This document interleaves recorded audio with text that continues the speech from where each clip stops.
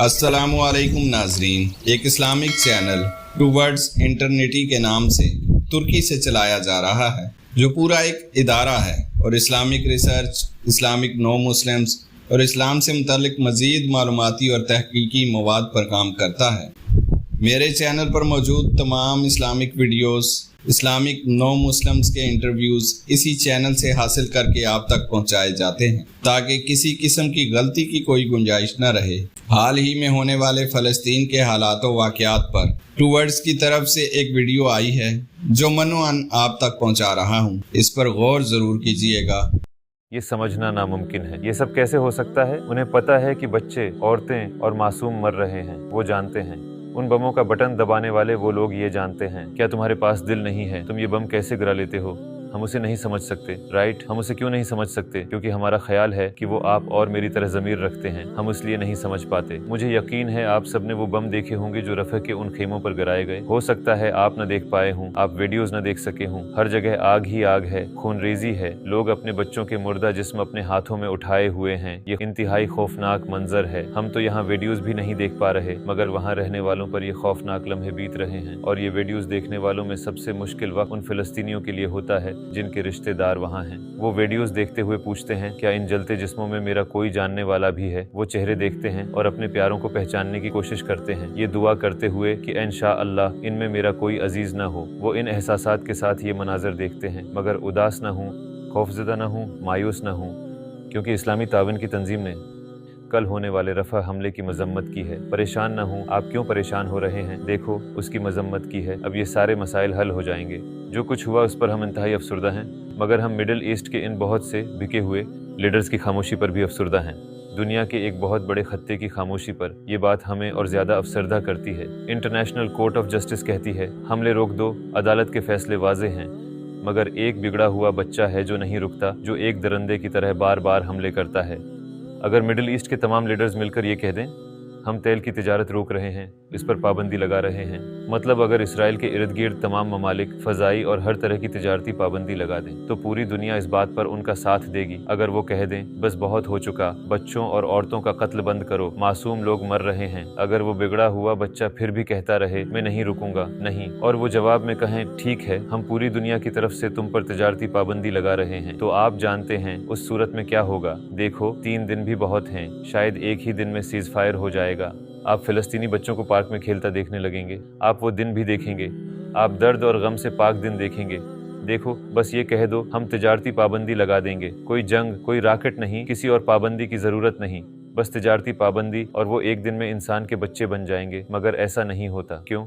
क्योंकि सिर्फ इसराइल ही बुरा नहीं है। बिके हुए लीडर्स, दीगर मंसूबे, दीगर फ़ायदे भी दरमियान में हैं, इसीलिए कोई इत्तिहाद नहीं है। आप तकरीबन जानते ही हैं कि क्या कुछ हुआ। इसराइल फ़िलिस्तीनियों को शमाल से जनूब में भेजना चाहता था, और वो चले भी गए। उन्होंने 7-8 मरतबा अपनी जगहें बदलें और आखिरकार एक कैंप में ठहर गए। रफ़ह में वो इलाका जहाँ इसराइल ने उन्हें रुकने को कहा था, फिर जब वो लोग सो रहे थे तो उनके खेमों को आग के अंगारे बना दिया गया। बताया जाता है कि उस इलाके पर 8 रॉकेट गिरे और मनाजिर इंतहाई खौफनाक थे। मैं ज़्यादा तफसील में नहीं जाना चाहता, क्योंकि मुमकिन है आप अपसेट हो जाएं। हमारे 45 फ़लस्तीनी भाई और बहनें शहीद हुए, ज़ख्मियों की तादाद बढ़ रही है और शुहदा की तादाद भी मुसलसल बढ़ रही है।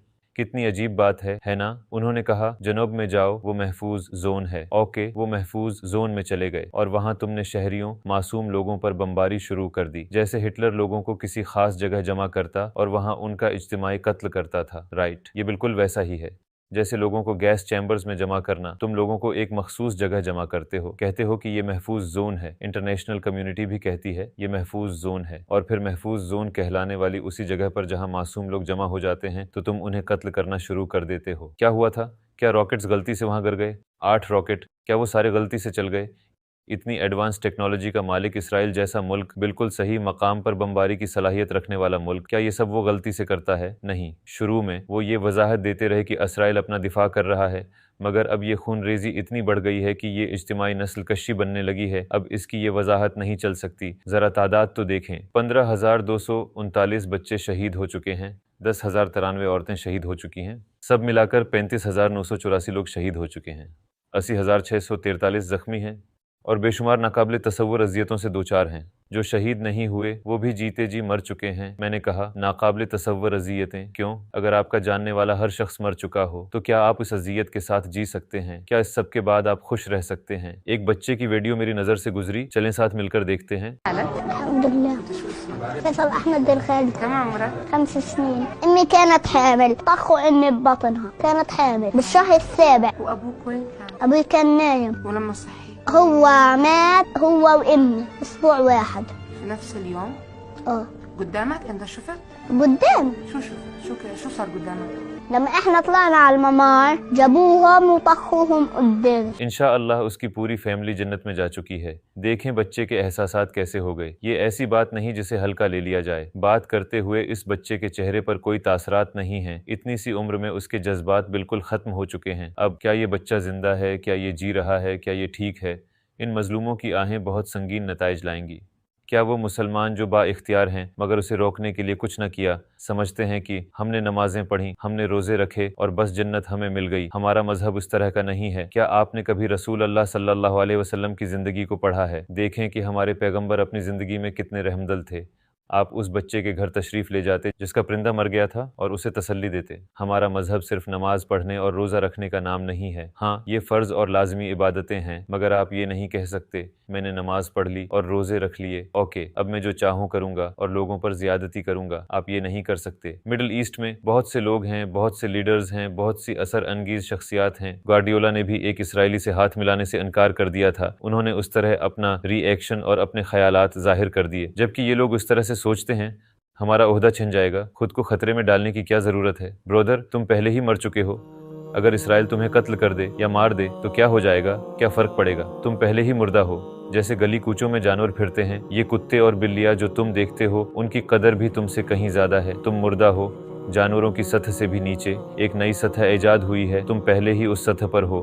तुम जिंदा रहो या ना रहो, इससे क्या फ़र्क पड़ेगा? सालों बाद जब तुम्हारे पूते पूतियाँ तुमसे पूछेंगे, दादू आपने उस वक्त किया क्या था जब वो नस्ल कशी हो रही थी जिसे फ़लस्तीनी नस्ल कशी कहते हैं, अस्पताल पर बम गिर रहे थे, हज़ारों बच्चे मर गए थे, आपने उस वक्त किया क्या था? क्या आपने उसे रोकने के लिए एक्टिव रोल प्ले किया था? क्या आप कह देंगे कि हाँ, या ये कहेंगे कि मैं वो नस्ल कशी रोक सकता था या इस बारे में कुछ लिख सकता था, मैं एक स्टैंड ले सकता था, मगर मैंने कुछ नहीं किया। मैं खौफज़दा था, मैं एक बुज़दिल की तरह सहमा हुआ था। मुझे डर था कि मेरा ओहदा या मेरे माली फ़ायदे खो जाएंगे। या चलें एक और तरह के लोगों का ग्रुप लें जो इस सूरत हाल में खामोश रहे। हाँ, उनके पास अख्तियार नहीं है, मगर उन्हें ये बताना चाहिए कि वो किसकी साइड हैं। राइट, इन लोगों में सेलिब्रिटीज़ भी हैं, उनमें भी बहुत से खामोश हैं। मतलब आपके पास ऑडियंस है, आपके पास फॉलोअर्स भी हैं, क्योंकि हमारा यकीन है कि ये मसला इसी तरह हल होगा। ये शदीद अवामी दबाव पैदा करके हल होगा। राइट, देखें कि पहले के मुकाबले में इस वक्त अवामी राय कितनी मजबूत है। 7 अक्टूबर से कहीं ज़्यादा मजबूत।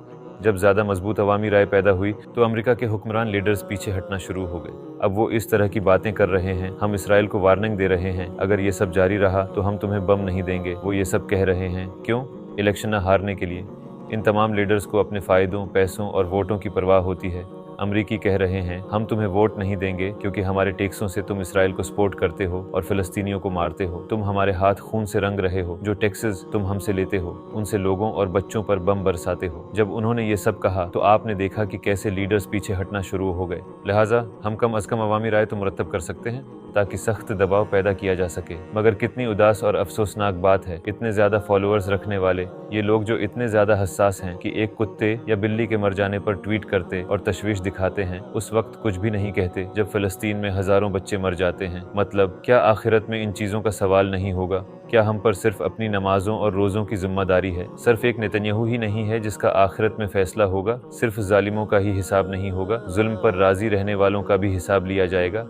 दीन सिर्फ इबादत का ही नाम नहीं है। अगर आप इस तरह सोचते हैं तो आपने इस मसले, इस दीन को मुकम्मल गलत समझा है। ऐसे लोगों का ग्रुप भी है जो कहते हैं कि इन मसाइल से मेरा कोई ताल्लुक नहीं है। मैंने ऐसे सर्वे देखे जब पूछा गया इसराइल में जो कुछ हो रहा है इस बारे में आपका क्या ख्याल है, فلسطین میں جو کچھ ہو رہا ہے اس بارے میں آپ کا کیا خیال ہے؟ تو کچھ لوگ کہتے ہیں کہ یہ میرا مسئلہ نہیں ہے، مجھے پرواہ نہیں۔ ایسے بھی ہیں جو کہتے ہیں اس مسئلے پر میں نیوٹرل ہوں۔ بہرحال اسرائیل کو سپورٹ کرنے والے لوگوں کی تعداد میں بہت زیادہ کمی آئی ہے کیونکہ ظلم اب انتہائی بڑا اور خوفناک بن چکا ہے۔ یہ سب دیکھنے کے بعد آپ کیسے نیوٹرل رہ سکتے ہیں؟ کیسے آپ کو پرواہ نہیں؟ کیا بچے تمہارے مذہب کے نہیں؟ اس لیے دیکھو، وہاں 1 بچہ مرا، 5 بچے مرے، 10 بچے مرے، 1000 بچے مرے، 15000 بچے مر گئے۔ تمہیں پرواہ نہیں؟ جب یہ مسلمان بچے بڑے ہو جائیں، یہ جبے پہنے یا ہیڈ سکارف، تو ہو سکتا ہے آپ انہیں پسند نہ کریں، ان سے نفرت کریں، اوکے، تب انہیں سپورٹ نہ کریں، فائن۔ آپ ایتھیسٹ ہو سکتے ہیں، ایگنوسٹک ہو سکتے ہیں، آپ مسلمان ہو سکتے ہیں، چاہے کوئی بھی مذہب ہو۔ اگر ایک انسان کی حیثیت سے بچوں کی موت آپ کے ضمیر کو نہیں جھنجھوڑتی تو چاہے آپ کو اس کی خبر نہ ہو، لیکن آپ اندر سے سڑ چکے ہیں۔ آپ اپنے فائدوں اور آسائشوں کے غلام بن چکے ہیں۔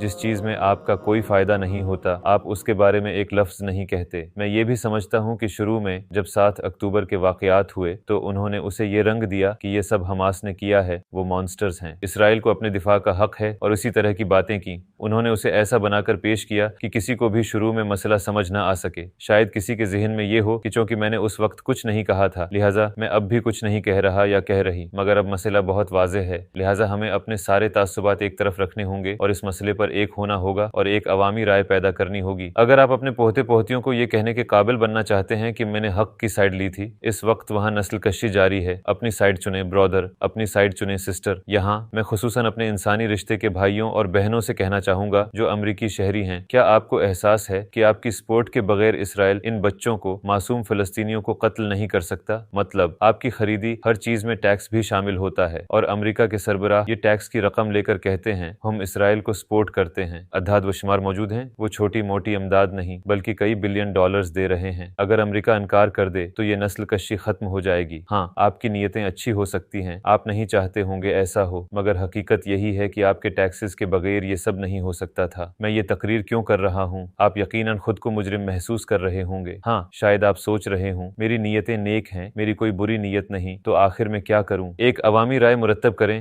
کہے ہم اس نسل کشی کو سپورٹ نہیں کرتے، لکھیں، شیئر کریں، اپنے ارد گرد لوگوں کو بتائیں، الیکشن کے دنوں میں اسی کے مطابق ووٹ دیں۔ آپ یہ تمام کام کر سکتے ہیں۔ ہم نے شیخ عمر سلیمان سے پوچھا تھا جو US میں رہتے ہیں، وہ فلسطینی ہیں، ان کے ٹیکسز بھی اس میں استعمال ہوتے ہیں۔ ہم نے کہا آپ کو یہ جان کر کیا محسوس ہوتا ہے کہ یہ نسل کشی آپ کے ٹیکس ڈالر سے ہو رہی ہے؟ انہوں نے کہا مجھے احساس جرم ہوتا ہے۔ ہاں، ظاہر ہے ان کی نیت بھی بری نہیں ہے، مگر آخرکار وہ رقم وہیں لگتی ہے۔ یہ اعداد و شمار دیکھیں، 15,239 بچے مر چکے ہیں۔ یہ صرف حالیہ واقعات میں ہونے والی اموات ہیں، صرف 7 اکتوبر کے بعد۔ میں اس ظلم کی تو بات ہی نہیں کر رہا جو اس سے پہلے کئی سالوں سے وہاں جاری ہے۔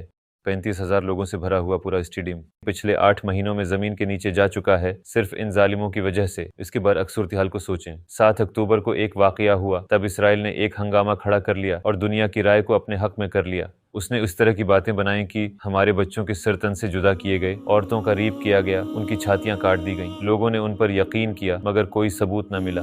پھر جنہوں نے یہ سب دیکھنے کا اقرار کیا تھا یہ کہنے پر مجبور ہوئے کہ ہاں دراصل ہم نے بچوں کو قتل ہوتے نہیں دیکھا۔ اگر آپ نے رفح کی ویڈیوز نہیں دیکھی ہیں تو اب بھی نہ دیکھیں، میں نے کچھ دیکھی ہیں۔ جن لوگوں کے دل حساس ہیں وہ یہ بات نہ سنیں جو میں اب کہنے والا ہوں۔ 15 سیکنڈ فاسٹ فارورڈ کر دیں۔ ایک شخص اپنے جلے ہوئے بچے کو گلے لگا رہا تھا، آپ کو بچے کی ہڈیاں تک نظر آتی ہیں اور اس کا سر بھی غائب ہے۔ وہ شخص بائیں سے دائیں چکر لگاتا ہے، اسے نہیں پتا کہ وہ کیا کر رہا ہے۔ میں نے کوئلے کی طرح بس ایک جسم دیکھا جس کے بازو کٹے ہوئے تھے، وہ لوگ جن کی آنکھیں ضائع ہو گئی تھیں، لوگ جو تڑپ تڑپ کر مر رہے تھے۔ اب اس کے برعکس صورتحال کا تصور کریں، فلسطین اسرائیل پر حملہ کر رہا ہے اور 35,000 معصوم لوگوں کو قتل کر چکا ہے۔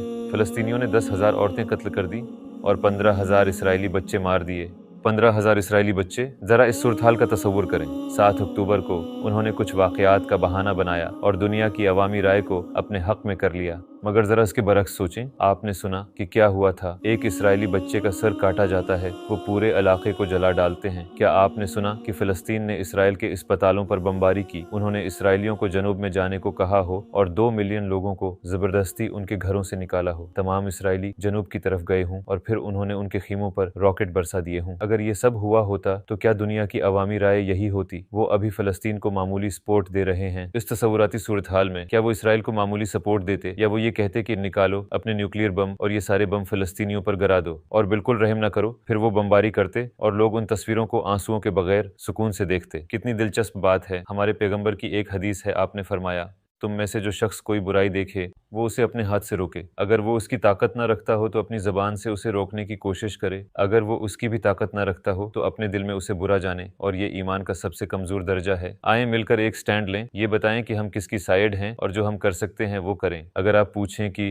اسرائیل کا اختتام کیا ہوگا، کیا ان لوگوں کا حساب لیا جائے گا، تو میں کہوں گا ان کا حساب ضرور لیا جائے گا۔ کیا یہ اسی دنیا میں ہوگا؟ ہو بھی سکتا ہے، مگر چونکہ ان لوگوں کی عمریں اب 40-50 ہیں، لہٰذا 40-50 سال بعد یہ سب زمین کے نیچے ہوں گے۔ یہ ظالم اور ان کے ظلم کو سپورٹ کرنے والے اور وہ جو اسے روک سکتے تھے مگر نہیں روکا، سب فکر نہ کرو، 100% یقین رکھو کہ 50 سال بعد اللہ کا انصاف ان لوگوں کا حساب لے گا۔ ان لوگوں کا ایسا حساب لیا جائے گا، ان لوگوں کو ایسی سزا دی جائے گی کہ اپنی پوری زندگیوں میں کیا جانے والا ان کا ظلم و ستم اس عذاب کے آگے کچھ بھی نہیں ہوگا جو انہیں دیا جائے گا۔ لہذا فکر نہ کرو، 100% یقین رکھو کہ 40-50 سالوں میں، ہو سکتا ہے 20 سالوں میں، یہ لوگ اللہ کا انصاف دیکھ لیں گے۔ مظلوموں کے حقوق ان سے واپس لیے جائیں گے۔ یہ 35,000 شہداء ہیں۔ ہاں، ہمیں مرنے والے ان بچوں کا غم ہے، مگر وہ بچہ اب کہتا ہے مجھے دنیا میں کھانے کو روٹی نہیں ملی، میں پیاسا تھا، مگر اس جنت میں اب سب کچھ کتنا خوبصورت ہے۔ اللہ پر، روز آخرت پر ہمارا یہی ایمان ہے اور قرآن ہمیں یہی بتاتا ہے۔ اس وقت یہ 15,239 بچے بہت خوش ہیں۔ ہاں، وہ بہت خوش ہیں۔ 10,000 عورتیں، 35,000 شہداء، ان کی تکلیف ختم ہو چکی ہے،